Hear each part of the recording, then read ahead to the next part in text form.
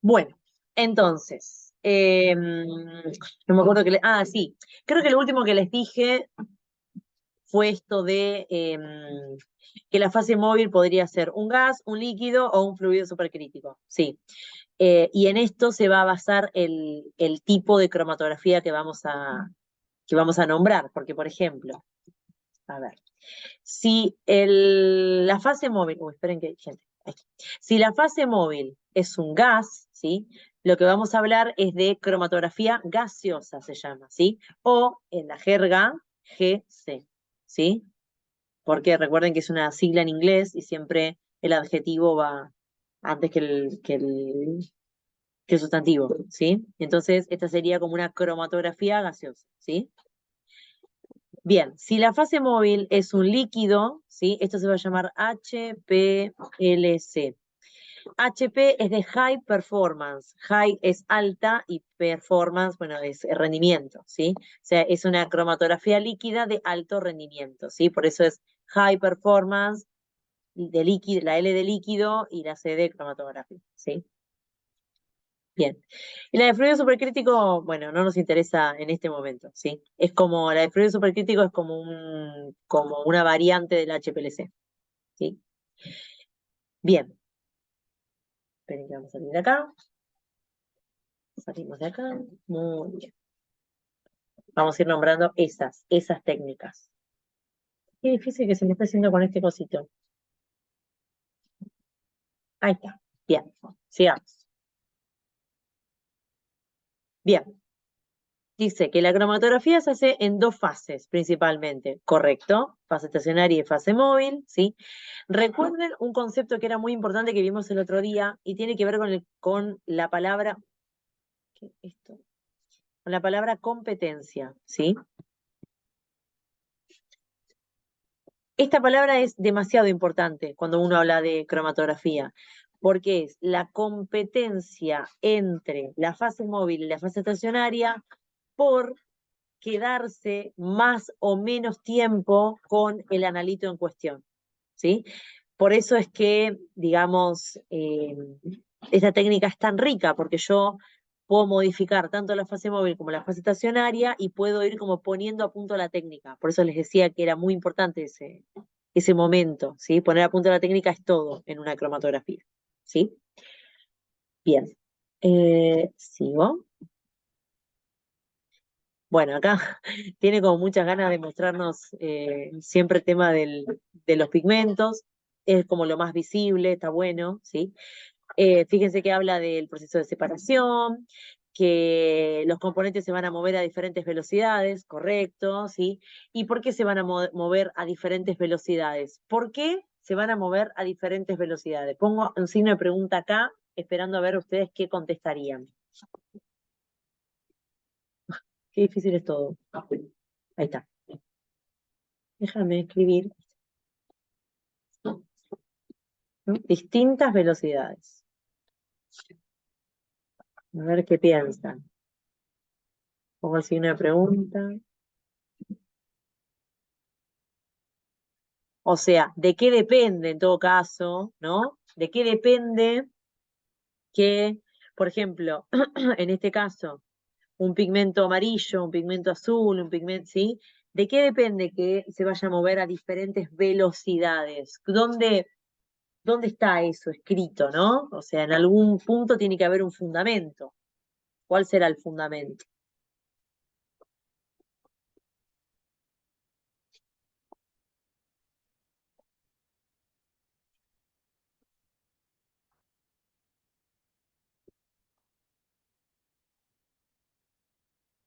¿Qué piensan?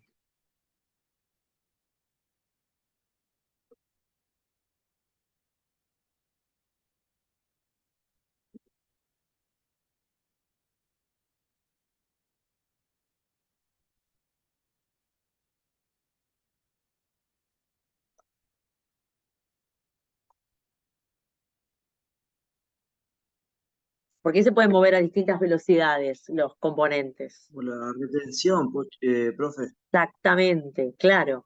Por el grado de interacción que tienen con la fase estacionaria, sobre todo. Exactamente, exacto, sí. Sí, porque si tuvieran cero interacción con la fase estacionaria, salen con la fase móvil de una. O sea, a la velocidad de la fase móvil me van a salir todos los analitos y punto, ¿sí? En cambio, como hay una cierta interacción con la fase estacionaria, entonces la velocidad va a depender de eso, de cuánto se asemeje su naturaleza a la naturaleza de la fase estacionaria.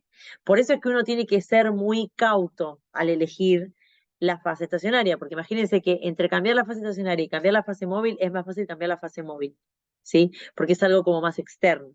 Cambiar la fase estacionaria es más complicado. Entonces uno tiene que saber qué es lo que quiere separar. Tiene que saber muy bien lo que quiere separar, si no, no vas a lograr la separación, ¿sí? Y estas distintas velocidades tienen que ver con esto, con, bueno, qué es lo que yo quiero separar y cuánto va a interaccionar con la fase estacionaria, ¿sí? Muy bien, excelente, lo que creo que Fernando, sí, excelente, muy bien. Bueno, acá, esperen un cachitín, ahí está. Bueno, vamos a borrar esto.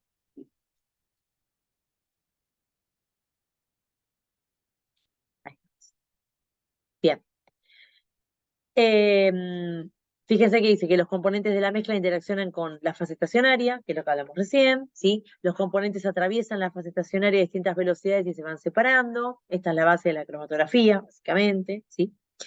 Y luego de que se van separando, por supuesto que hay acá una palabra clave muy importante, que es la palabra detector. Por supuesto que tiene que haber algo que me detecte, ¿sí? Que primero está saliendo un analito, que después está saliendo otro analito, ¿sí? Ya que hablamos de las distintas velocidades, bueno, el analito que salga primero es el que más va a interactuar con la fase móvil, por ejemplo, que va a interactuar poco con la fase estacionaria. El analito que salga último va a ser aquel analito que va a interactuar mucho con la fase estacionaria, por eso queda muy retenido, esa es la palabra adecuada para cuando uno habla en términos cromatográficos, queda muy retenido ese analito en la fase estacionaria, ¿sí?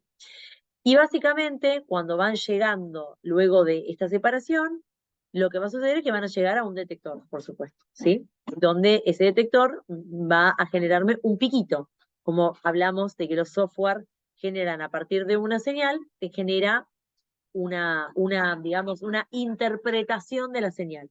Y esa interpretación es a través de un piquito. ¿Sí? No sé, no me fijé si te tenía algún grafiquito de esos, pero bueno, capaz que sí. Sigamos. Bien, acá les muestra, por ejemplo, ¿no? Algunos adsorbentes, o sea, algunas fases estacionarias, básicamente, ¿sí? Celulosa, sílice. La sílice, esto me acuerdo que estábamos en clase y yo se los pregunté. ¿Se acuerdan que les dije en algún momento? Les pregunté esto, a ver si lo recuerdan. Yo les pregunté, ¿cómo tenía que ser una fase estacionaria si era polar? ¿Cómo se imaginan ustedes una fase polar, una fase estacionaria polar? ¿Se acuerdan cuál era la respuesta a eso? No, no hay una sola respuesta, hay varias, pero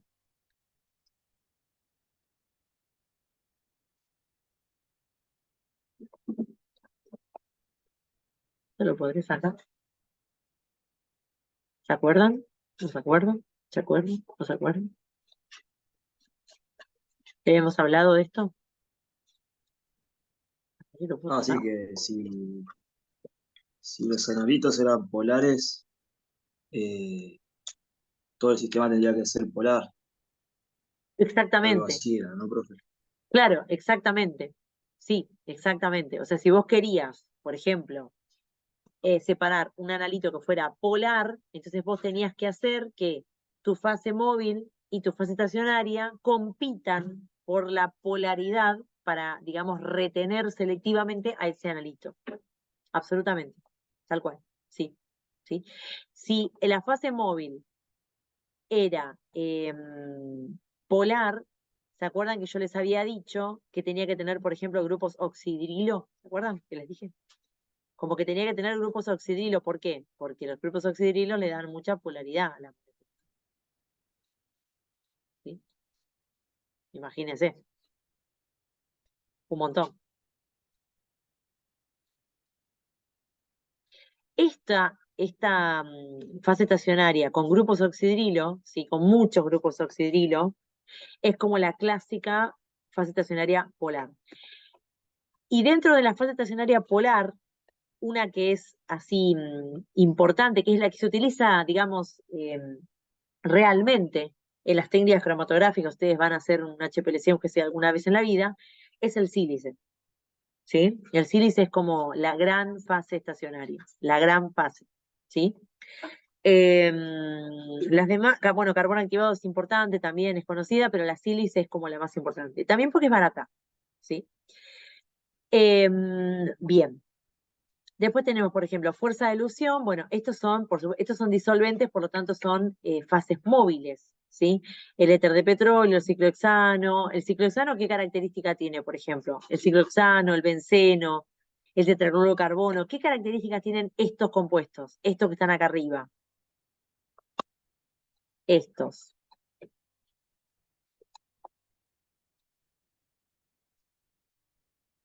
A diferencia de estos. No son polares, el tetracloruro de carbono no es polar, pues, profe. Exactamente. Estos son todos no polares. Todos no polares. Estos son todos recontra repolares, ¿sí? Entonces, acá es donde yo les digo que uno tiene que saber elegir cuál va a ser la fase móvil y cuál va a ser la fase estacionaria, ¿sí? E inclusive, uno lo que puede hacer es mezclar también. Uno puede mezclar en la fase móvil, uno puede mezclar diluyentes.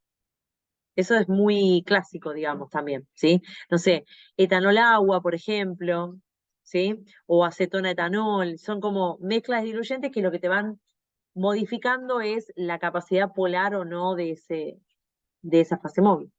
O la haces más polar o la haces menos polar, pero a veces un poquito nomás, ¿sí? Es muy importante eso, ese concepto. Bien. Bueno, vamos a sacar esto de acá. Y esto que no sé qué pasó. Bien, sigamos. Esto no me interesa. Bien. Los cromatógrafos tienen, esto es un HPLC. Los cromatógrafos tienen este tamaño, ¿sí? Son aparatos grandes, fíjense, estos botellones que están acá, ¿sí? Son la fase móvil, en verdad. Porque ustedes piensen que en una cromatografía ustedes tienen una fase estacionaria, ¿sí? Que es un papel, podría ser, un capilar, podría ser, ¿sí? Larga, a veces hay inclusive fases estacionarias que tienen metros, ¿sí? Y ustedes lo que van a hacer es van a hacer que pase, que pase, que pase fase móvil, ¿sí? Entonces, tiene que haber grandes reservas de fase móvil porque ustedes lo que hacen es hacer pasar la fase móvil por la fase estacionaria, ¿sí? Y sí, la fase estacionaria para peor, digamos, para peor de los males, es muy larga, que eso aumenta mucho la eficiencia, pero bueno, no importa. La fase móvil tiene que estar, digamos, tiene que tener mucha fase móvil. ¿Sí? La única cuestión copada es que las fases móviles que se utilizan, por lo general, son baratas. Etanol, agua, ¿sí? Tetracloruro de carbono, o sea, son cosas que no son caras, se pueden utilizar, ¿sí? Se pueden comprar y se pueden utilizar. Bien. Muy bonito este HPLC. Acá está el aparatito. A ver, esperen. Bien, acá no les habla de ninguno en particular. Les habla lo mismo que antes, ¿sí? Pero básicamente, fíjense los botellones llenos de fase móvil, ¿sí? Fíjense las mangueritas y esto va a llegar. Y acá, capaz que, acá adentro, ¿sí? Puede ser que la fase estacionaria, por ejemplo, sea larga y haya como un bucle, ¿sí? O puede ser que la fase estacionaria vaya de acá a acá y no sea tan larga tampoco, ¿sí? O sea, puede ser y no, puede ser y no. Es según la técnica, ¿sí? Pero básicamente, fíjense cómo sale de acá la fase móvil, pasa por todo esto y sale, ¿sí? Y así todo el tiempo. Bien, sigamos. Como que repite mucho este slide, pero bueno. Bien. Entonces, acá de nuevo, fíjense, hay una identificación cualitativa y una identificación cuantitativa, ¿sí? Bien, fíjense que donde dice cualitativa determina la presencia de un compuesto, ¿no? Lo que les decía antes. Acá hay acetonitrilo, punto, nada más, ¿sí? Nada más. Yo sé que, por ejemplo, la columna me está reteniendo acetonitrilo porque sale a un tiempo determinado que es característico del acetonitrilo. ¿Se entiende? ¿Sí? Es como, por ejemplo, ¿no? Imaginemos la siguiente situación. A ver, lo voy a escribir en blanco para que me lo vean mejor. Imaginemos la siguiente situación donde yo tengo un cromatógrafo, ¿sí? Y le hago pasar al cromatógrafo una aspirina, ¿sí? Y yo sé que la aspirina, creo que con ustedes había hablado de esto ya. La aspirina yo sé que tiene estos picos característicos, ¿sí? Que son de, qué sé yo, del ácido acetilsalicílico, de un compuesto, no sé, que deriva de su descomposición, de un excipiente que es importante en la fabricación del medicamento, qué sé yo, cositas. La cuestión es que este primer pico, por ejemplo, es del ácido acetil salicílico, así se dice aspirina en la jerga, y los otros son otros piquitos característicos que también tienen que ver con el comprimido, por ejemplo, ¿sí? Entonces yo tengo esta referencia, este patrón, ¿sí? Y ahora voy a hacer mi corrida, se llama, ¿sí? Como les hablé antes de lo del HIV, bueno, acá también es una corrida, ¿sí? Lo que voy a hacer es voy a hacer correr mi muestra, por ejemplo, donde yo quiero saber si estuvo alterado, si estuvo adulterada una muestra con aspirina, por ejemplo. Entonces, cuando yo eh, hago el cromatograma, ¿sí? Voy a ver que, por ejemplo, me da estos picos y después me da otros picos, ¿no? Bueno, porque es una muestra, imagínense que capaz que es, no sé, es, qué sé yo, otro medicamento, sangre, qué sé yo, no sé, ¿no? Puede tener otros picos en el medio, antes, atrás, pero, a pesar de eso, me está dando los picos característicos, ¿sí? Que en este caso sería este y este. Entonces, si a mí me da los 4 picos, yo puedo decir que hay presencia de ácido acetilsalicílico. A esto se refiere cuando habla de identificación quali. Hay ácido acetilsalicílico, hay ácido acetilsalicílico, ¿sí?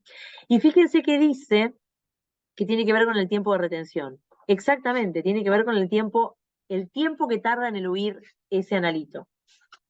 ¿Sí? El tiempo que tarda en salir y el tiempo en que tarda en ser detectado, valga la redundancia, por el detector. ¿Sí? Estos son estos piquitos que están acá. ¿Sí? Son tiempos. O sea, el eje de las X es tiempo. ¿Sí? Y el eje de las Y es señal. Entonces es señal en función del tiempo. ¿Sí? Y si me da los picos característicos a los tiempos de retención determinados para la aspirina, yo puedo decir que si en una muestra me da esos 4 picos, por ejemplo, eso quiere decir que mi muestra tenía aspirina, que en mi muestra había aspirina. Por ejemplo, si mataron a una persona con aspirina, qué sé yo, no sé. Imagínense si yo estoy sospechando que mataron a una persona con una sobredosis de aspirina. Bueno, ¿qué voy a hacer? Lo voy a pasar por un cromatograma, ¿sí? A una muestra de suero, por ejemplo, o a un lisado de hígado, no sé, lo que ustedes quieran, ¿sí?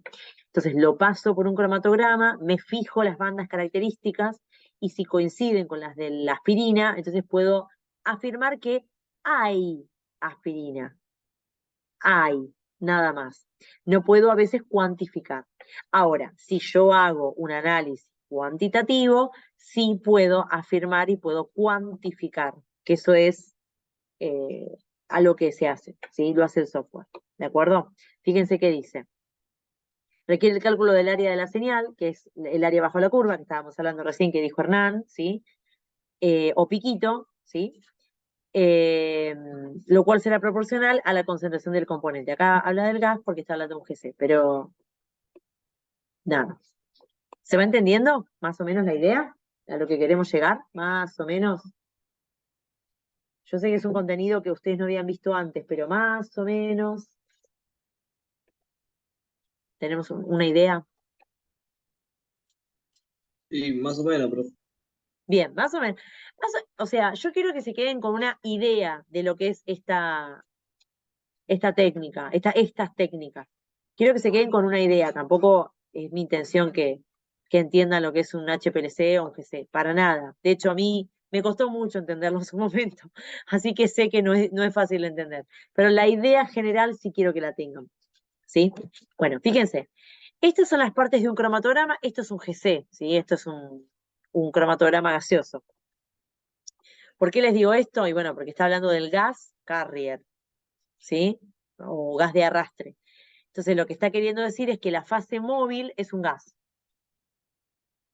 ¿sí? La fase móvil es un gas. Y fíjense, hago pasar el gas por acá, ¿sí? Hago pasar el gas, sigue el gas, sigue el gas, sigue el gas, sigue el gas, sigue el gas. ¿Qué sucede? Acá dice miren, paren, voy a irme para atrás. Acá dice inyección. Acá, ¿ven? ¿Qué dice inyección? Acá. ¿Qué es lo que estoy inyectando acá? Acá lo que inyecto es la muestra.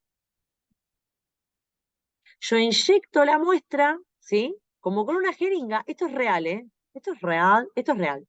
Se inyecta como una jeringa, ¿sí? Yo lo inyecto, pasa por acá la muestra, ¿sí? Y por acá, ¿quién está viniendo? El gas, carrier, ¿sí? Por acá está viniendo el gas. Entonces, fíjense cómo se juntan, digamos, ¿sí? En este lugar que se denomina columna, fíjense cómo se juntan la muestra con el gas carrier. Entonces, Entonces, esto es así. Yo inyecto la muestra por un lado, inyecto el gas carrier por el otro, ambos dos se van a encontrar acá en este lugar, van a empezar a viajar juntos por la columna, ¿sí? ¿Qué es esto? ¿Vieron que yo les dije que a veces tiene un rulito? A veces tiene muchos rulitos, un montón de rulitos, ¿sí? A veces son columnas de metros, ¿sí? A veces son columnas de centímetros, ¿sí? Entonces, van a viajar los dos juntos. Acá es donde se va a producir la retención de los analitos en función de su naturaleza, ¿sí? Acá se van a retener los analitos, no sé, si la fase móvil es bastante, la fase estacionaria, perdón, es bastante polar, se van a retener los analitos que sean bastante polares. Acá se va a producir la famosa competencia entre fase móvil y fase estacionaria, ¿sí? Entonces, cuando vayan saliendo los analitos, porque la fase móvil los va eluyendo justamente, van a salir de manera diferencial, no van a salir todos juntos. Va a salir primero el que interacciona menos con la fase estacionaria, después el que interacciona todavía menos, ¿sí? Y así sucesivamente. Esperen que tengo a alguien ahí, ¿sí? Bien, entonces, ¿qué sucede? Acá llegan a un detector y el detector le va a enviar la señal al software y el software lo que hace es me decodifica la señal que aparece, que viene del detector, porque imagínense que el detector tiene que ver, es una cuestión electrónica, lo que llega al detector, ¿sí? Llega una señal eléctrica, digamos. Entonces, lo que hace el software es me decodifica esa señal en, digamos, un pico, ¿sí? Entonces, fíjense cómo las partes son extremadamente importantes y todas están muy reguladas, muy recontra reguladas, ¿sí? Fíjense que acá hay válvulas que me regulan la presión del gas carrier, ¿sí? La cantidad de muestra que yo tiro en la inyección, eso también es importante, no es una pavada, ¿sí? O sea, siempre tiene que ser la misma cantidad de muestra. No puedo tirar a veces mucho, a veces poco, no, porque yo lo que quiero es, a veces quiero cuantificar, entonces no es lo mismo si yo pongo mucha muestra o poca muestra, ¿sí? Es un problema del GCS igual, porque al fin y al cabo, como yo lo pongo con una jeringa, eso lleva mucho error también, ¿sí? No es como el HPLC no lleva casi error en la inyección. Bien, ¿estamos más o menos? Fíjense que acá, Sí, profe. bien, acá hay algo que me interesa, miren, a ver si se dan cuenta. Eh, quiero un color, ahí. ¿Qué es esto? como esta cajita acá. Y ustedes me dirán, ¿dónde está contenida la columna? Bla, bla, bueno, joya. Pero, ¿por qué hay como una cajita? ¿No? ¿Por qué está esto particularmente sostenido ahí en un sistema de cajitas? Esto es real, es así, ¿sí? Está como todo muy metido en un sistema. ¿Por qué les parece que hay todo ese sistema ahí en ese lugar, ¿no? En la columna. ¿Y qué les parece que es ese sistema?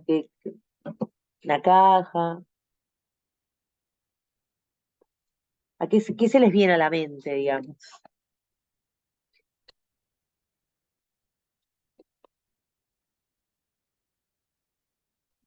Voy a sacarle foto a los presentes. ¿Qué les parece?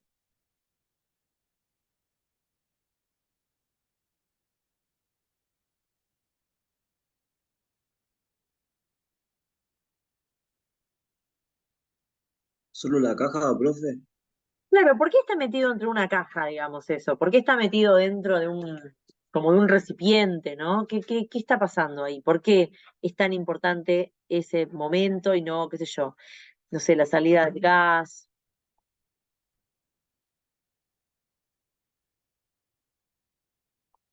¿Qué es lo que se controlará ahí? A ver si ahí les tiene una punta.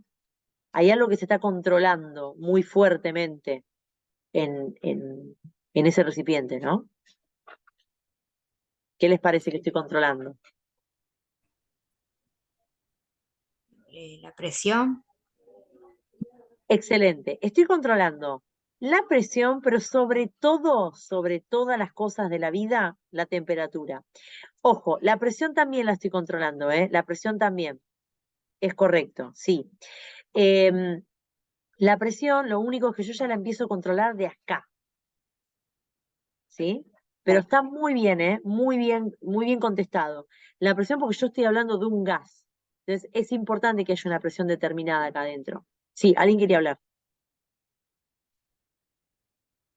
¿O no? ¿O flashé? ¿Flashé?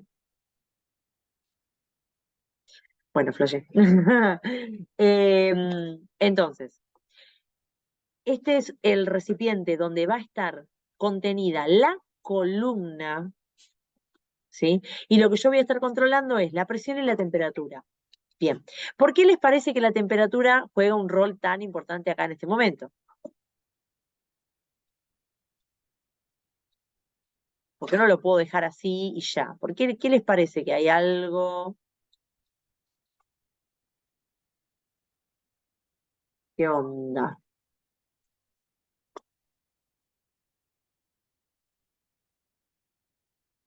¿Por qué será tan importante, ¿no? En una corrida, la temperatura.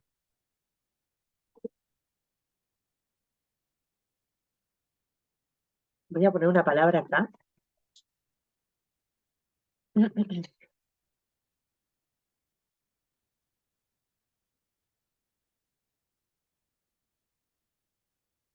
Porque no me la quiero olvidar. No me la voy a olvidar, si no. No se ¿Qué las voy tiene a que ver mencionar. con el movimiento de las partículas?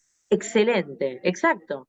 Porque vos no podés, digamos, no controlar esa variable. Vos tenés que controlar que la temperatura se mantenga constante, ¿sí? ¿Por qué? Y bueno, porque vos no podés tener oscilaciones en la temperatura que hagan que las partículas se muevan más o menos. Vos estás trabajando con un gas. Ustedes saben que los gases son muy sensibles a los cambios de temperatura, ¿sí? Entonces, la temperatura es una variable que vos tenés que tener muy controladita, ¿sí? Y además hay un término que es muy importante que es el de reproducibilidad. ¿Por qué el de reproducibilidad? Porque vos, a ver, ¿quién habló recién? Yo, Daniela. Daniela. Imagínate, Daniela, que vos, no sé, te mandan a que vos, no sé, tomes una muestra, ¿sí? De una escena del crimen, ¿sí? Y que vos hagas una corrida cromatográfica para ver, no sé, te mandan a buscar la presencia de cocaína, ¿sí? Que se puede hacer, por ejemplo. Entonces, bueno, listo, vos pones tu técnica, digamos, a punto, te mandan una muestra, vos te fijas si hay cocaína o no, te fijas en los cromatogramas, ¿no? En estos gráficos de piquitos y qué sé yo, te fijas si hay o no hay. Bueno, excelente, buenísimo. Ahora, imagínate que para la misma escena te traen otra muestra, ¿sí? Entonces vos tenés que fijarte si hay cocaína o si hay alguna otra cuestión, algo diferente, o imaginemos que sigue siendo cocaína, como para darle más importancia a la reproducibilidad. Imagínate que vos no tuviste en cuenta la temperatura. ¿Es correcto que vos vuelvas a hacer una medición o una corrida o una cromatografía si vos no estás reproduciendo exactamente las mismas condiciones que en aquella primera corrida donde dijiste sí, acá hay cocaína? Claro, no, porque interferirían en los resultados. Exactamente. Y lo más importante para estas cosas es la reproducibilidad. Vos tenés que poder reproducir tú mismo ensayo en otro lado y te tiene que dar exactamente igual. Y para poder reproducirlo, imagínate que vos eh, venís, Daniela, y me decís, mira, hacelo vos, Vane, porque yo me voy de viaje y necesito que vos tomes esta muestra y la reproduzcas vos, que la hagas vos, sé la corrida. Bueno, perfecto. Entonces vos me tenés que dar especificaciones precisas, recontra precisas de todas las condiciones que vos reuniste para poder haber hecho esa corrida en aquel momento. Y una de esas condiciones, por supuesto, la temperatura, la presión, el volumen que inyectaste, no sé. Bueno, por supuesto, obviamente, qué gas inyectaste, cuál es tu carrier, cuál es tu fase estacionaria, por supuesto, pero también me tenés que dar las condiciones en las que hiciste la corrida. Y eso se denomina reproducibilidad. Eso es la reproducibilidad. Que vos lo puedas hacer en un laboratorio que trabajes vos en Monte Grande y en que me lo entregues a mí, que yo estoy en Catamarca, y que yo también lo pueda hacer exactamente igual que vos. Eso es la reproducibilidad, ¿sí? Y en estas técnicas cromatográficas es demasiado importante. Diría yo, vital, ¿sí? ¿Se entendió? Sí, profe, es como tratar de hacer la misma escena, digamos. Vos tenés que reproducirlo exactamente igual para que pueda darte exactamente el mismo resultado en otro lado, pero manejando las mismas condiciones. Y que no seas vos la que lo haga, sino que sea yo, que sea otro operador el que lo haga, pero que salga igual. Eso es la reproducibilidad. ¿Está bien? Eso es lo que sucede. Eso es lo que sucede, por ejemplo, cuando ustedes hacen una resonancia en un lugar, tiene que darte el mismo resultado en otro lugar. O sea, tiene que ser reproducible el resultado, se llama, ¿sí? No puede ser que vos te hagas una resonancia en un lugar, tiene un resultado, y te lo hace en otro, te da otro resultado. No puede ser. Tiene que darte exactamente lo mismo. A eso yo me refiero con la reproducibilidad. ¿Sí? Bueno, y acá se pone redenso, bueno. ¿Cómo tiene que ser el gas portador? Bueno, nada. Un montón de características que no vienen al caso, ¿sí? Sobre todo económico. Porque se utiliza un montón de gas. Es un gas a alta presión, imagínense que se utiliza un montón. La inyección de la muestra que les dije hoy, la inyección de la muestra tiene que ser celosamente controlado, porque uno tiene que saber cuánto está inyectando. No es lo mismo inyectar un poquito que inyectar un poquito más. No, uno tiene que saber exactamente cuánto está inyectando. ¿Sí? Eso es demasiado importante. Las columnas, fíjense las columnitas. Las columnas, fíjense que hay columnas capilares, hay columnas que son de relleno, bueno, hay muchos tipos de columnas. Y acá yo les decía, ¿ven? 60 metros puede tener una columna. O sea, es larguísima una columna. ¿Y qué pasa? ¿Cómo hacen para que haya 60 metros en una columna? Y bueno, la enrollan muchísimo, tipo ADN. ¿Cómo hacen para que todo el ADN tenga un cromosoma? Bueno, lo enrollan con todo y ahí entra, en un lugar más chiquitito, ¿está bien? Así que bueno, también las columnas, imagínense que esto hay que controlarlo, pero como si no fuéramos a morir, porque imagínense que si se tapa una columna o lo que sea, morimos todos, ¿no? Acá están los detectores, no importa, esto es muy interesante, si algún día lo quieren leer, es hermoso, los tipos de detectores que hay, cómo detectan, eso es hermoso. Pero bueno, no viene al caso ahora. Acá está el cromatograma, ¿sí? Lo de los piquitos, que lo habíamos visto hace un ratito, ¿sí? O sea, el equipo me da esto, me resuelve el cromatograma dándome señal en función del tiempo, ¿sí? Señal en función del tiempo de retención. ¿De acuerdo? Eso es lo que me hace. Acá está también la transformada de Fourier, ¿sí? Si yo quiero esto transformarlo en una frecuencia, bueno, y hay un montón de, como de variantes, ¿sí? Y acá están, bueno, los tipos de cromatografía que yo les hablaba. No, esto no me interesa. Esto. Ven, cromatografía de gases es la que estuvimos hablando hoy, ¿sí? Después está la cromatografía líquida, que es la que yo les hablé del HPLC, y después está la de fluidos supercríticos, que es muy, muy, muy cool, pero bueno, también es muy cara, ¿sí? Después hay cromatografía de capa fina, en papel, estas son las más tranquilitas, ¿sí? Cromatografía de capa fina, en papel, se utilizan a veces para los test rápidos, ¿sí? Son tipos de cromatografía también. Nada, después les voy a enviar este Power porque está muy bonito para mirarlo, pero me parece que ya está hablando de cosas que no. Acá está la cromatografía. Profe, ese de papel lo hicimos en EDI. Sí, me contaron el otro día. Sí, sí, sí. Me contaron. Sí. Este. Cromatografía, no, este. Muy bonito para hacerlo. Muy bonito para hacerlo en la escuela también, ¿eh? Muy bonito. Esta es la cromatografía líquida que yo les decía, el HPLC, ¿sí? Que lo que hago es la fase móvil es un líquido, la hago pasar por la columna, acá pongo la muestra, lo mismo que es exactamente lo mismo, nada más que la fase móvil es un líquido, no hay otra diferencia. Acá está el detector, ¿sí? Por supuesto que hay diferencias, por supuesto, si uno se pone más fino, obviamente que hay diferencias, pero la lógica es la misma, ¿sí? Que yo voy a poner mi muestra, voy a pasarla a través de la fase estacionaria, ¿y quién la va a pasar? Y bueno, la fase móvil, que es la que se mueve, ¿sí?